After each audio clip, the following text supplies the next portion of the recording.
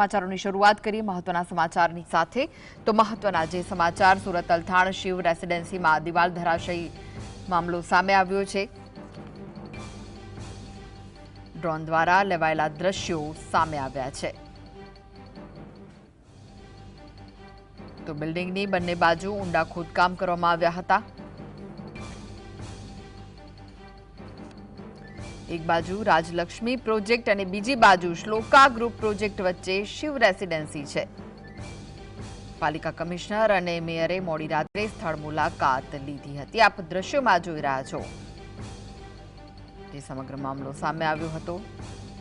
एक बाजू Shiv residency shloka group है। पालिका कमिश्नर और मेयरे मोडी रात्रे स्थळनी मुलाकात લીધી હતી। દ્રશ્યોમાં પણ જોવા મળી રહ્યું છે। શનિવાર સુધીમાં રહેવાસીઓ રહેવા આવશે।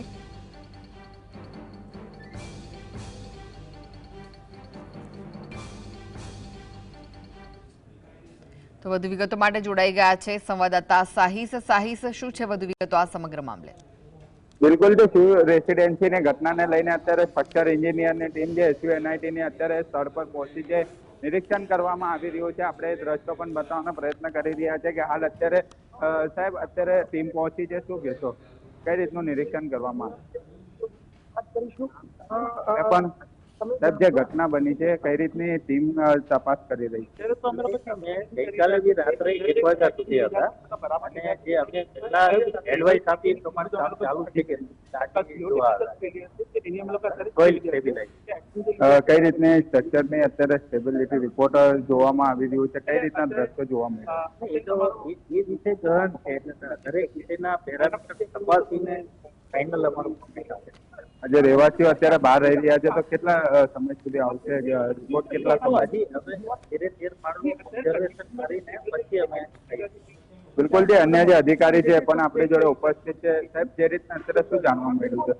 અત્યારે અમારી જીઓટેકનિકલ સિક્યુરિટીના બારામાં અત્યારે સ્ટડી કરે છે કે એક્શન જે અત્યારે લીધા છે એ બધા બરાબર છે કે નહીં અને ડિસ્કશન છે એ બધા વિધિન લિમિટ છે કે ના, એ બધું અમે લોકો સ્ટડી કઈ રીતના દ્રશ્યો જોવા મળ્યા? તિરાડો જોવા મળી રહી છે, તો તિરાડો છે ને જે પેલ છે ને એ ઝોનમાં જ જોવા મળે છે, જે પેલ છે તો અને એ લોકો આખો અત્યારે સ્લોપ જે છે એ સ્ટેબલ કરી નાખ્યું છે અને પ્રોપર લાઇમ ટ્રીટમેન્ટ ને બધું કર્યું છે।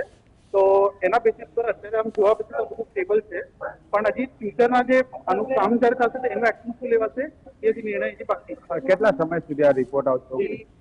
સાઇટ જોવા આવ્યા છે અને પહેલા પ્લીઝ બિલકુલ, જે રીતના અત્યારે અધિકારીઓ અહીં પહોંચ્યા છે SUNITના અત્યારે દ્રશ્યો પણ બતાવી રહ્યા છે કે હાલ અત્યારે જે બિલ્ડિંગના અંદર પણ અત્યારે જઈ રહ્યા છે અને અલગ અલગ જે દ્રશ્યો પણ જોવા મળી રહ્યા છે। એટલે અત્યારે જે ઘટના સામે આવી હતી શિવ રેસિડેન્સીની ઘટનાને લઈને 400 થી વધુ રહેવાસીઓ જે છે તે બહાર રહેતા હોય તે સ્થિતિ જોવા મળી રહી છે અને હાલ અત્યારે GSTV પર જે ડ્રોન વિડીયો જોવા મળી રહ્યા છે કૃષ્ણા વચ્ચે શિવ રેસિડેન્સી આવેલી છે, એક તરફ શ્લોકા પ્રોજેક્ટનું કામ ચાલી રહ્યું છે, બીજી તરફ રાજલક્ષ્મી પ્રોજેક્ટનું કામ ચાલી રહ્યું છે, એની વચ્ચે શિવ રેસિડેન્સી જે છે તે ભયના વચ્ચે રહેતી હોય તેવી સ્થિતિ જે છે તે હાલ અત્યારે જોવા મળી રહી છે। પરંતુ જે ઘટના બની છે અને ઘટનાને લઈને ગાંધીનગરથી રેલો આવતા સુરત પાલિકાના કમિશનર અને ખાસ કરીને મેયર દોડતા થયા હતા અને ગતરોજ મોડી રાત્રે અહીંયા વિઝિટ કરવામાં આવી હતી, રહેવાસીઓ જોડે વાતચીત કરવામાં આવી હતી।